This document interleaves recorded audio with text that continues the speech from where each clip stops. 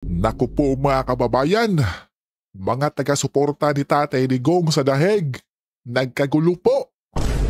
Naku po, anong nangyari mga sir? Naku, eto panoorin natin itong video ni Teo Moreno mga kababayan. Hindi. Hello, dear. Wala kasi akong kasalanan sa kanila. Bakit nila ako inaaway? Dapat mangyari pag walang Mas ano? Correct! Ang Dapat ina-apply na yan sa mga sarili ninyo. Apply mo sa sarili mo. Di ba kilala ba kita? Hindi kita inaway, di ba? Tapos why are you here? O sino ka ba? O sino ka rin? O see exactly, di ba? Akala ko ba i-apply mo sa sarili mo? O bakit hindi mo i-apply? Tangin na.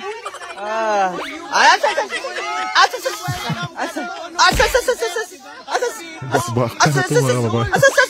Di ba? Naku po. O bakit? Bakit?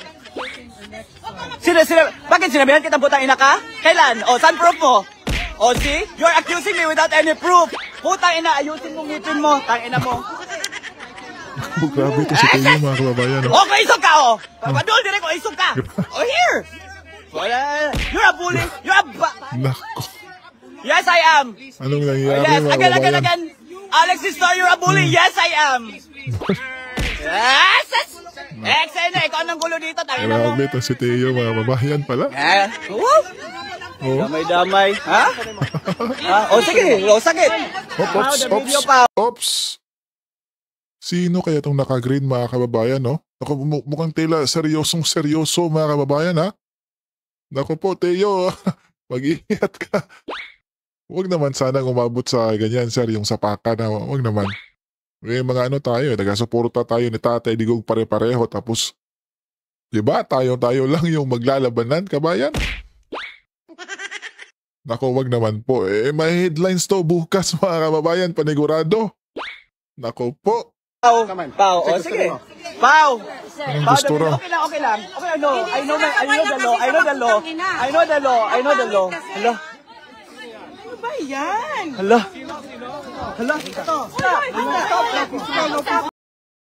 Naku mga kababayan, mukhang may nagsapaka na nga. Naku po. Yun mga kababayan, yung puting buhok mga kababayan. Naku po. Ha? Balik natin kabayan, ha? Oops.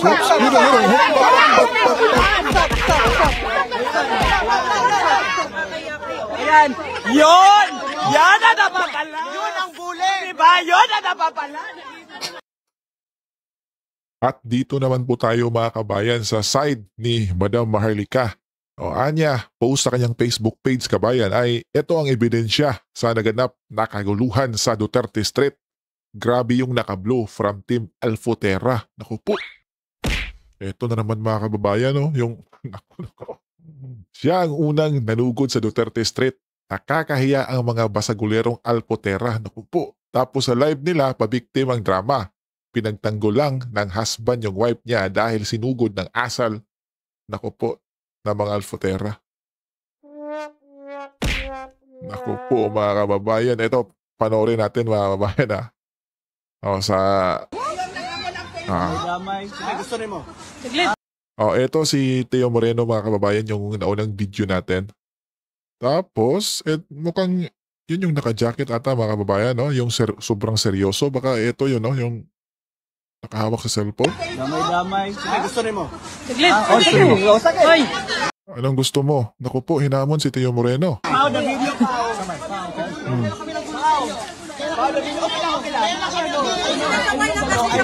Hoy! Naku. Jason. Hoy!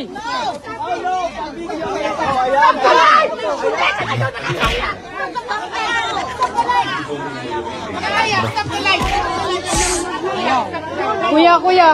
Layo. Naku po mga kababayan. Anong nangyari mga kababayan? Kung makikita to ni Tatay Digong ay paniguradong hindi yun matutuwa mga kababayan. Naku, ikaw, ano sa tingin mo? Anong nangyari sa Duterte Street? Naku, naku. Naku po, kabayan. Wala tayong pinapanigan dito mga kabayan dahil alam naman natin na itong dalawang kung baga grupo mga kabayan ay grupo ni Tio Moreno at saka itong grupo ni Madam Maharlika ay puro taga-suporta to ng Pangulong Duterte mga kabayan at sa pamilya Duterte rin po. Naku po, so sana dumating yung araw mga kabayan na magkaayos sila kasi alam natin na mukhang ang tagal na ng alitan nito mga kababayan. Di ba po Nako po. Dito maganda. Dito maganda kabayan. Sana magkaayos na. Sana panalangin natin yan. Look kami on high, parang hinajak ng event. We welcome you, correct or not? Exactly, you welcome me. We asked you na, gusto mo ba ng food o ganito? We didn't want any parang hostility towards you treatment. That's why we are very shocked na bakit nagpa-post ka na ganito. So we only wanted about, to show our unwavering love and support para kay PRRD. What's the motivation? Well, to be honest, it's a message. It's a private conversation. And I don't know. It was posted. That's my opinion and that's my take on it. So you have problem with Rudy Bolele? Awayin niyo siya. Bakit ako naaway? Hindi naman ako nag-post. The question is, what's your motivation? What's your motivation about coming here and then asking, posting these things, whatsoever, communication with Rudy Bolele? But to basically make us look bad or I did not post it. He did not posted it without my permission. It was a private conversation. That's why it's already posted, so it deserves a reaction. That's his take. It's not my It's take. quite sad kasi nga, we are trying to make it better. And then, sir? I would also like to strike you from and why would you have a private conversation? Wait, Why would you have It's a private conversation. Was posted without consent. context and make it about it? I don't understand. sir, did you hear what he said? He said that a lot of Filipino supporters flew all the way from Davao to here just to show their love, unwavering love and support, okay? That's established. Wait lang. Why would you take a private conversation out of context? We can divide, and we are here to show our love and support for Tatay Digong. So what's the problem here? Somebody is taking offense on a private The private message is about us here. No, it is about his personal Did you experience. read My personal experience. What's the problem? You know, you go to an event and then you have this defense and then you communicate with the Bolele. When in fact this person has something against the Apodamas na sinasabi niya. Why can we not just keep it as a subject? Why does it have to create division? Why? It's not meant for discussion. Don't make it subject for discussion. It's about Rodi. So it's not about Rodi. Yeah. So it's not about Yes, sinabi mo na you hijack the event. Why would you hijack a Duterte event? That's How not would what I he said. hijack your event? You said it yourself. Then why are you saying that you haven't hijacked the event? But now we're still going away from the basic line. Are we here for Rodrigo or are we here to make Exactly. discussion about nothing? Well, that's what I'm asking you. Are you making discussion about nothing or are you here to support Rodrigo Duterte? Of course, we are here to support. Sir, the premise of your statement is very basic. You cannot say it like that. We are here for PRRD. And then No, the subject... that's not what I'm saying. No, the I'm question... asking you, is this the main cause why we're here? Should we be divided over futilities? What futilities are you talking about? The futility started when then actually, when the private conversation and then was posted by Rodi. That's it. Is it my fault? Is it my fault when they posted the private conversation without my consent? Answer me. Is that my fault when they posted a private conversation without consent? It's very rhetorical, so I'm not going to answer it. Yes okay? or no? The question is, why would this... Of course, it's not your fault because somebody... Yes, it's not my So, fault. okay, so you're And okay also with it? Yes, it's not my expressing- No, you're okay with it. Your private conversation being posted. No, of course that- not. It's expressing personal No, kasi nga feelings. gang, I wanted to point this out because it's very sad. We are here for PRRD. No, for me lang, sa akin. Kasi we are here for PRRD and then all of these side comments, hijacking, then would you want to go, di ba? Go sa iba. All of you are supporters of When I was in the Philippines, I saw something like this in social media. Kami sa Pilipinas nalulungkot. You know, we should come out, bring up the best of the Philippines. We have to be united. United not only in words, but in deeds. Yes, What is tama. the messaging that we're trying to show the world when the supporters are quarreling among themselves? Yes. Who will benefit from this? It's the Marcos administration. Marcos resign! Marcos resign! That's why I'm one of your Duterte 10. I'm so saddened with what I've personally witnessed now.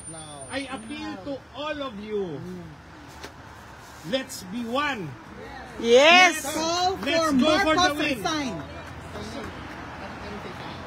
wanted to unite. But for the likes of them, Likes of me, It's like this. My suggestion to everybody. Sometimes we cannot force friendship. We cannot force friendship, but let's try to respect each other. Exactly. If there is a situation where you really do not want to talk with that person, just stay a distance because we cannot force. So if this is him, although I was thinking that the Duterte Street is such a long street, it's just this. So if we cannot stay united, let's respect each other. Stay in one place. The other group stays in the other place. Don't let the other one. Gusto ko yan. Hear each Kay other din to. or insult each other. Oo. Please be respectful. Bili ka nito. The whole Philippines is watching us, especially the Duterte Nice man supporters. lagi na. What kind of messaging are we showing everybody if we are not united? Yes, that's right. Please, all of you are our friends. From the Duterte 10, from the Duterte supporters in the Philippines. I am with my wife. We're so proud to see the Filipino community all over the world come here and be united. Then I personally witnessed this. So please, even if we have personal opinions against another person, let's be more patient and give it to ourselves. Yung tao nakakulong doon sa natin, walang sala. So please, let us sacrifice our personal feelings. No? For all. Attorney Roque is here. Mahirap rin sitwasyon ni Attorney Roque. Malayo sa pamilya. No? So, intindihin rin natin si Attorney Roque. Nobody is perfect. May mga damdamin ang lahat. Let's respect each other. Kung talagang hindi natin. So, this is addressed to all. I hope that after this, there is hope. Yung iba sa amin, sa Duterte, takot makisali dito kasi baka madamay raw. Damay ang buong Duterte supporters dahil watak-watak. Please, let's sacrifice our personal feelings for the benefit of the bigger cause.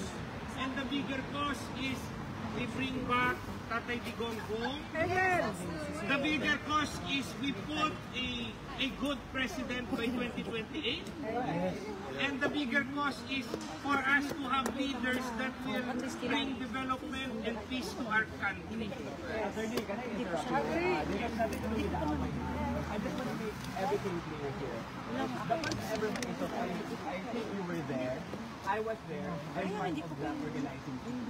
At kayo, nakakita na baka ako nga naghawa sa'yo. Agent, those were the accusations levied at us. We didn't make battle for them. We didn't make battle for so many months, or several months. We didn't make battle. It's just that, up until now, yung mga pagpunta namin yung position sa kanila, hindi naman ako okay. I mean, I have 3 jobs. I can afford to travel. Pero yan yung pinagsasabi nila sa akin. Tapos, I can shout the Marcos resign. I was there when Basay shouted Marcos resign. We were there doing the narrative from Marcos to resign, impeach Marcos and everything. Pero may mga tao dito na nag-accuse sa amin. Tapos, organic Duterte supporters, double agent, fake Duterte supporters. Ito talaga. Lahat tayo may feelings. Ang iba, feeling The one thing that unites us is our love of country. And love of country and our belief na naging magandang Pangulo si Tatay Tapos lechon na naman. Now, Nag-apologize si Giselle. what Pero kind nakuha of sila ang sabi na messaging do we show backstage. the Filipinos? Pag ganito nangyayari, this actually exemplifies what's happening now to the Philippines. Watak-watak ang Pilipinas. Pati pa dito, nawatak Pati pa na. naman ang oposisyon, watak-watak. So please, ang personal feelings natin, isakripisyo natin for the bigger cause. It applies to all. Hindi lang isang grupo, sa pangalawang grupo. Now, avoid yung mang-insulto sa kasama natin ng mga DDS o sa kasama natin ng MAISOB, sa kasama nating PDP laban. What do we benefit kung mang-insulto tayo sa isa't isa? So, please, let's unite for the fight. I appeal to everybody. Sana, no? Uwi na ako bukas. Uwi na. No? Tayo uwi rin yung marami. Ang mga Pilipino na nandito sa the Netherlands, salamat sa hospitality ninyo. Salamat sa humba. Talagang nakita ko yung humba. Why do we fight about the humba? Mas malaki yung kinakaharap natin na laban. Eleksyon. So, ang bababaw natin. Yeah, correct. Bababaw natin. Not, it's not spreading about the humba and the litson. Kaya, baguhin Gani, natin yan. it's not necessary to spread out. So, please forgive each other. Please forgive each other. Give to ourselves yung mga masama na damdamin. Huwag lang mag-publicly insulto sa isa't isa. Yes, correct. Please. Kasi hindi dapat mangyari pag walang mga insulto. Ang Pilipinas, kailangan natin ipaglaban ng O, dapat i-apply din ka sa yoga. Kasi ikaw lagi na nga insulto. Galing, ha? Ikaw, kanina ka pa din eh. Apply mo na sa'yo. Dapat, bakit mo sinabi i-apply sa sarili nyo? Kayo ang bully. Kayo ang bully. Kayo ang bully. Please. Kayo ang mga nagsa-social media. Kayo nga, hindi kami. Wala kaming social media. Kayo ang nagsa-social media. Mga ulol kayo. Matibuli ka. Gago ka din. Tiyo, Bully. Alex Distor, you're a bully. Guy. Yes, you are. Excuse me. You are a bully. Nanggugulo kayo dito. Oh, really? Kayo ang nanghamon ng face off? Ha? Face off? Anong gusto mo? Kana. Ha? Sige. Ha? Buang ka, ha? Ay,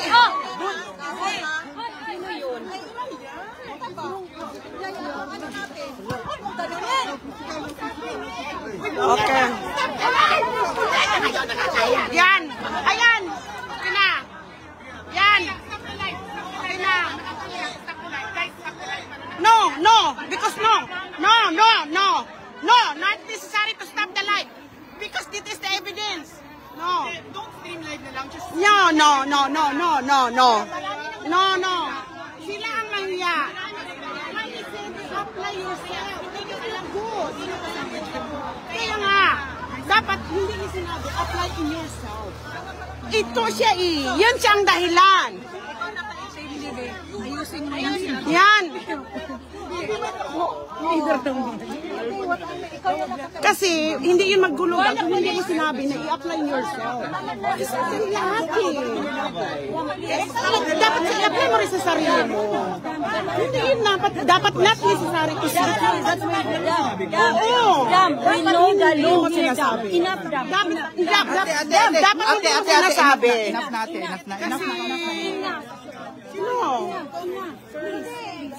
Hindi niya sinabi dapat nun. Kasi sinabi nila na i-apply daw sa sarili. Naku, Diyos ko. Stop the live, guys. Para hindi nakikita. Mabuti na may polis ditong dumating. Hindi ko naman sinabi nito. Dapat may polis ditong dumating. Kasi yung sabi if we cannot control this will be stopped. Yes, buti pang i-stop talaga, attorney. Kasi ang gulo.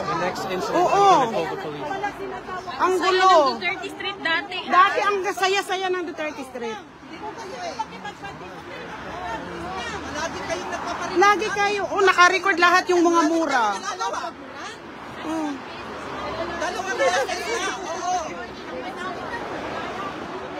Let them go! Let them go! Let them go! Yes po, kami ang maiiwan. Nagmumura dito. Nagmumura ng Gusto nila makipag-ayos. nagpaparinig. Kasi nagpaparinig sa amin. Tsaka hindi rin kami makipag-ayos pagka ganyan kayo. Eh kayo lang bumisita dito eh. Kanina pa kayo nagpaparinig. Malayasin na talaga tayo ng kiminti. Ay dapat lang ihinto na to. Dapat ihinto na to. Pagka pumunta ditong pulis, dapat stop na to. Nandito lang yan sila pag may mga VIP. Oo. Sino bang mga nandito? Ito nga, Ito lalapit-lapit eh. Oo, tapos kami pa ang binubuli ninyo? Ha? Ibig sabihin kami lang allowed ako. VIP kayo, hindi kayo. Hindi kayo VIP dito. Hindi kayo official, mga ulol. Kaya tingnan mo, lapit ko na pati ibang supporter. Oo, mura-mura. Excuse me, you're a bully. Iyo Moreno, a.k.a. Alex Distul. Shut up! Ayan na ka dan.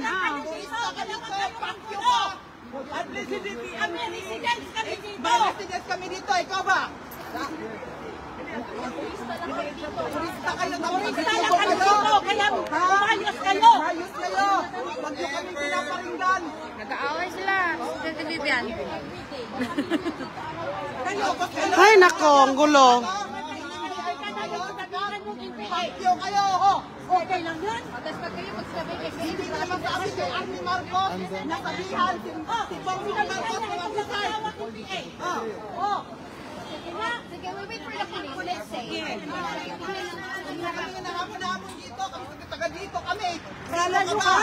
Aalis. Alam kayo magpura sa amin. Bully, even Harry Roque, you bully them. Oh, huwag kayo maalis. Harapin niyo muna.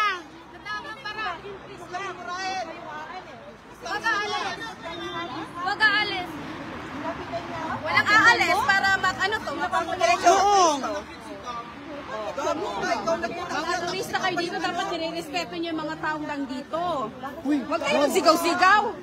Somebody attacked somebody and then Tita, wala namang nagbabastos. Di ba kayong unang umano? Hindi kayo nababastos. Sino pang nagmumura? Okay na, uwi rin lang. Nagmumura dito. Naka-record lahat ga. Naka-record lahat eh. Kaya nga nagmumura ka na, puputas-putas na ka. That is not good. We're here in Duterte Street. Nandito kami. That's not my point. Ang sabi ko, alam mo ba, bunot-bunot? Oo, nag-post ka. Ano? Nag-post ka. Bakit ako nag-post? Kasi yung post, ano. Bakit? Because he posted. That's the... No, that is a private message. Tapos sinare mo. Sinare mo. Tapos pupunta ka dito, nagmumura ka. Yeah, wala. Yan lo, pwede ko ba yung alam? Kasi turista lang yan sila. Janet. Nakapimurado dito. No, sinabi na kanina, putang inang lahat. Putang inang lahat. Dito lahat. Wait lang, pabalik siya dito. Huwag mong takpan. Kobe. Kung gusto nyo makipag-ayos, huwag kayong magmura. Hindi, kung totoong supporters kayo, dapat solid lahat ng pamilya ng Duterte. Bakit pinapasok sila mamahali? Lahat dito. Ako wala Huwag kayong magmura. Nagmumura kayo? Sino ba kayo dito? Turista lang kayo dito. Kami, taga dito kami. Kaya umalis kayo. Malis kayo dito, mga troublemaker. Gago kayo, ha? Pili special VIP kayo. You're just a fucking shit here.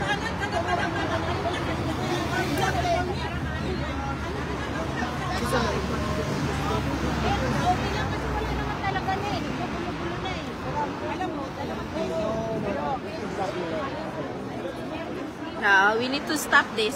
Tapa na. Gago siya eh. Inaaway niya si Harry Roque. Ginawa ni Harry Roque sa inyo. Binabalahura niya si Harry Roque and the credentials mo. Nitulong mo. Ano kinalaman mo kay Harry? Vote ka? Mga troublemaker? Oh. Ayan na, para. Yan na. Padalay yung Walang aalis. Walang aalis.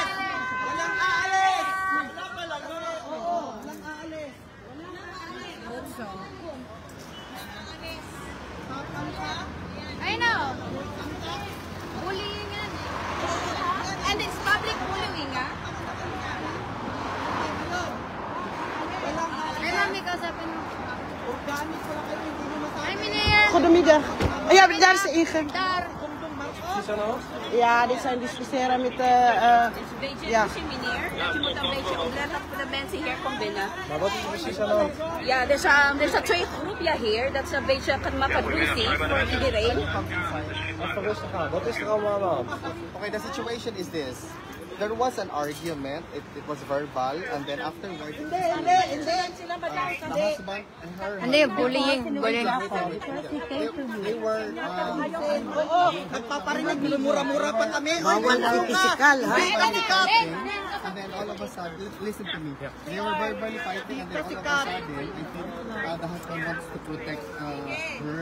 So he jumped on her and pushed him, and now Talk to the police. And he wants to push my husband also. I want to punch the Hindi ikaw ka, hindi matanda. Talk to the police. he came to the rescue. You talk to the police because they're biased. Yeah. Siya pumunta sa akin. Ha? Siya pumunta sa akin. Kung kailan ang murahan. Hindi ako nagmumura-murahan. Ik zou het graag uitleggen als ik mag. Ikaw, alam mo. Huwag ka manduro. Hindi man. Ma'am,